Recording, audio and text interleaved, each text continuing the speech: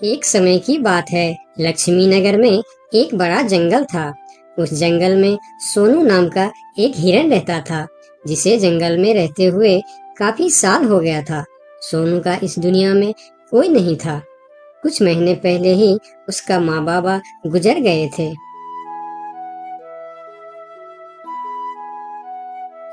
इसीलिए इस जंगल में रहते हुए उसे काफी अकेलापन महसूस होता था।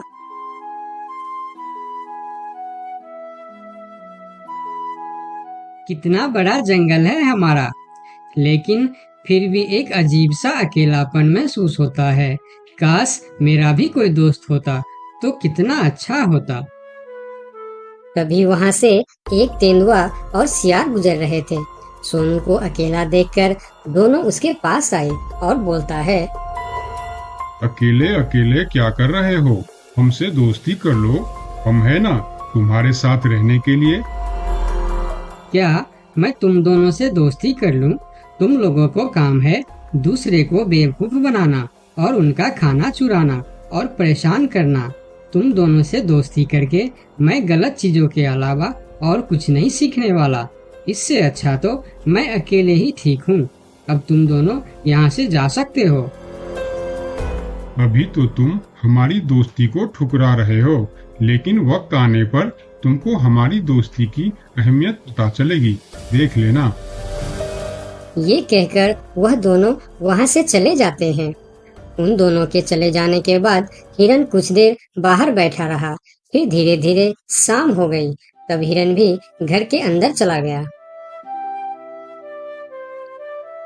अगले दिन सुबह जब हिरन अपने घर के बाहर बैठा था, तब हिरन ने देखा कि एक छोटा सा हाथी जो उसकी उम्र का था, वह धीरे धीरे उसके पास आ रहा है और उनके पास आके कहा, कैसे हो प्यारे हिरन? मेरा नाम गोलू है। मैं आज ही इस जंगल में आया हूँ।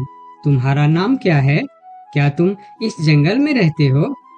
मेरा नाम है सोनू और इसी जंगल में मैं जन्म से ही रह रहा हूँ। तुम कहाँ से आए हो? तुम्हारे साथ और कौन कौन है? मैं पास की जंगल से आज ही आया हूँ।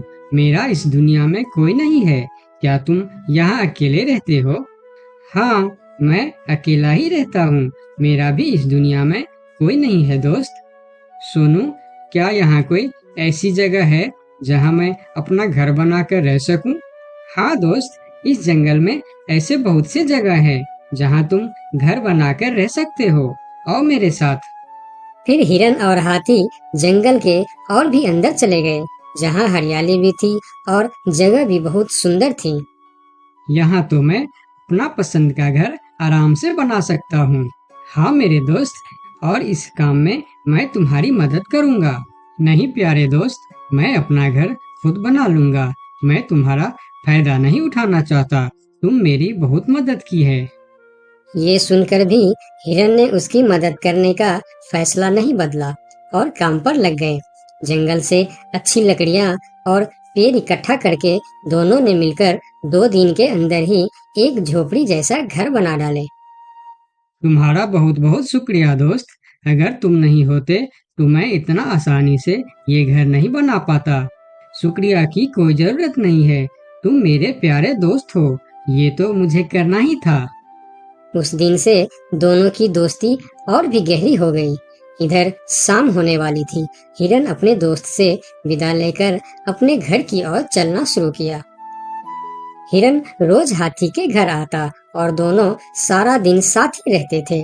एक साथ खाते थे और मजे भी करते थे। एक दिन सोनू हिरन हाथी के घर नहीं आया तो उसे हिरन के लिए चिंता होने लगा। वह फिर चलकर हिरन के घर जा पहुंचा। अरे क्या हुआ दोस्त, तुम आज मेरे घर क्यों नहीं आए? तुम्हें ना देखकर मैं बहुत परेशान हो गया, इसीलिए मैं इधर चला आया। दोस्त, मेरा तबीयत खराब है। पूरे शरीर में बहुत दर्द हो रहा है। मैं ठीक से खड़ा भी नहीं हो पा रहा हूँ।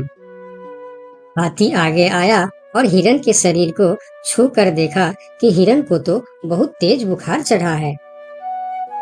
दोस्त, तुम्हें तो बहुत तेज बुखार है, लेकिन ये सब अचानक कैसे हो गया? ये कहकर हाथी ने थोड़ा देर सोचा और बोला, मैं अभी आता हूँ। तुम बिल्कुल चिंता मत करना, तुम ठीक हो जाओगे। इतना कहकर हाथी वहां से चला गया और सोनू हिरन उसका इंतजार करने लगा, लेकिन कई घंटे गुजर जाने के बाद भी हाथी नहीं लौटा। हिरन निराश होकर बैठा रहा। थोड़ी देर बाद वही तेंदुआ और सियार उसके पास आ गए और कहने लगे, सोनू हिरन, तुम्हारी तबीयत का पता चला तो हमें बहुत दुख हुआ। ये देखो, हम तुम्हारे लिए खाना भी लेकर आए हैं। उन्होंने कुछ फल हिरन के सामने रख दिए और फिर उसको खाने के लिए कहते हैं। तुम लोगों का बहुत बहुत शुक्रिया, मुझे बहुत भूख लगी थी। अरे हिरन भाई, इस समय तुम्हारा तबीयत खराब है और वह तुम्हारा दोस्त कहाँ है जो हमेशा तुमसे चिपका रहता है? पता नहीं कहाँ गया है। सुबह एक बार आया था, उसके बाद अभी तक लौटा नहीं। हाँ, उसने सोचा होगा कि तुम्हारी बीमारी में सेवा करनी पड़ेगी, इससे अच्छा तो हम भाग ही जाते हैं, इसलिए वह गायब हो गया। अच्छा दोस्ती निभाया उसने। नहीं नहीं, ऐसा नहीं हो सकता, वह मेरा बहुत अच्छा दोस्त है। ऐसा ही हुआ है। हमने कहा था ना कि वक्त आने पर हमारी दोस्ती की अहमियत समझेगी। यही वह समय है। उनकी बात सुनकर सोनू हिरन को बहुत दुख हुआ। फिर वह वहां से चला गया। धीरे धीरे शाम हो गई, लेकिन हाथी का कोई अता पता नहीं था। हिरन के तबीयत में भी कोई सुधार नहीं हुआ। अगले सुबह फिर से वह दोनों हिरन के घर पर आए। आज भी दोनों ने हिरन के लिए कुछ फल लेकर आए थे। हिरन बहुत खुश होकर खाने लगा। उसे अपने आप पर शर्म आ रहा था कि जिन जानवरों को वह बुरा भला कह रहा था, आज मुसीबत में वही उसके काम आ रहे हैं। वह हर बार उनका शुक्रिया कर रहा था और माफी भी मांग रहा था। फिर थोड़ी देर बात करके दोनों वहां से चले गए। कब तक हम इनकी नौकरी करते रहेंगे? अब अपने योजना को अंजाम देने का समय आ गया है, नहीं तो बहुत देर हो जाएगा। हाँ, तुमने बिल्कुल ठीक कहा। अब हमें और समय नष्ट नहीं करना चाहिए। आज ही हमें कुछ निर्णय लेना ही पड़ेगा। चलो चलते हैं शेर सिंह के पास। शाम के समय जब हिरन अकेला था, तब हाथी वहां पर पहुंचता। उसको देखते ही सोनू हिरन को बहुत गुस्सा आ गया। क्या देखने आए हो यहाँ? यही कि मैं जिंदा हूँ या मर गया? ऐसा क्यों बोल रहे हो दोस्त? मेरा पूरा बात तो सुनो। मुझे दोस्त कहकर मत बुलाओ। दोस्त वो होता है जो अच्छे और बुरे वक्त में साथ निभाए। तुम तो मेरे तबीयत खराब होते ही मुझे छोड़कर भाग गए थे। मुझे खाना भी वह लोग लाकर दे रहे थे जिससे मैं बात तक करना पसंद नहीं करता था। तुम्हें अभी तक कुछ भी पता नहीं है, इसीलिए गुस्सा कर रहे हो। मैं तुम्हारे साथ छोड़कर नहीं भागा था। मुझे पता चल चुका था कि तुम्हें डेंगू बुखार हो गया है और तुम्हारे पास सिर्फ 3 दिन थे।